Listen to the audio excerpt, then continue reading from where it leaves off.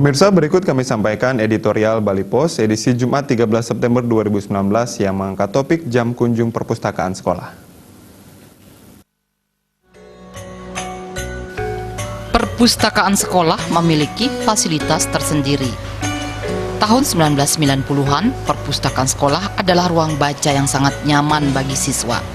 Novel dan buku-buku pelajaran menjadi pilihan. Jumlah judul buku dan keragaman topik yang tersedia juga nyaris memadai. Kondisi ini tampaknya juga semakin berkembang dan nyaman di era saat ini. Sayangnya, belakangan jam kunjung perpustakaan sekolah nyaris minim. Hal yang lebih sering terjadi adalah jam kunjungan laman internet atau media sosial di ponsel siswa. Ini adalah efek dari pembelajaran berbasis teknologi dan terlalu seringnya guru memberikan tugas-tugas yang berhubungan dengan ponsel. Makanya tak heran jika belakangan banyak siswa lebih banyak ada di warnet.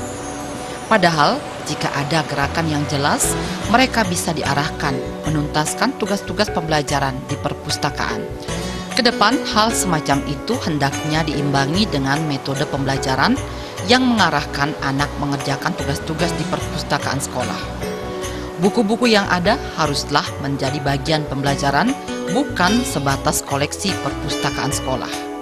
Jadi haruslah ada kebijakan yang jelas untuk menjadikan perpustakaan sekolah lebih berperan dalam meningkatkan kecerdasan siswa. Jadikan perpustakaan sekolah sahabat anak.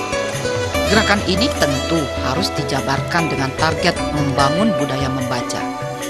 Gerakan ini pun telah dijabarkan di sekolah dalam upaya membiasakan anak mengunjungi perpustakaan. Namun, gerakan ini masih sebatas program formal. Anak merasa wajib membaca ketika ada pengawasan. Hal semacam ini tentu kita harapkan terus bergerak sampai pada bangunnya kesadaran membaca. Dari sisi fasilitas, negeri ini sebenarnya sudah memiliki fasilitas yang memadai. Perpustakaan sekolah, desa, dan perpustakaan keluarga mestinya bisa dijadikan ruang untuk itu. Bahkan perpustakaan mobil juga telah banyak digulirkan. Ini tentu sebagai terobosan membuat ruang makin dekat dengan masyarakat. Bahkan belakangan, pengelola perpustakaan juga melakukan berbagai terobosan untuk mengajak dan mengedukasi warga gemar membaca. Sayangnya, tantangan menjadikan perpustakaan sahabat atau ruang baca terkendala banyak hal. Mulai dari rendahnya minat baca dan bergesernya cara mendapatkan informasi. Teknologi informasi yang berkembang pesat patut juga dicatat sebagai tantangan. Masalahnya, teknologi informasi membuat anak menghabiskan waktunya membaca dalam media ponsel.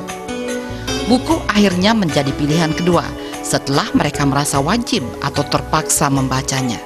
Di tengah lesunya minat baca ini, syukurnya Kemendikbud juga giat mengembangkan program literasi. Tak hanya di sekolah, literasi kampung atau literasi desa juga digarap. Tujuannya untuk meningkatkan minat baca, membuat pemuda kian beraktivitas, serta berwawasan luas. Pada dasarnya bisa diawali dengan gerakan wajib. Artinya harus ada sedikit paksaan pada babak awal agar anak-anak terbiasa mengunjungi perpustakaan. Reward mungkin saja bisa diberikan kepada anak-anak yang sering datang dan membaca di perpustakaan. Hal lainnya adalah menata ruang perpustakaan menjadi ruang yang nyaman untuk anak, bukan menjadi ruang koleksi buku semata. Kenyamanan berada di perpustakaan sekolah hendaknya menjadi salah satu strategi selain menyediakan buku yang beragam.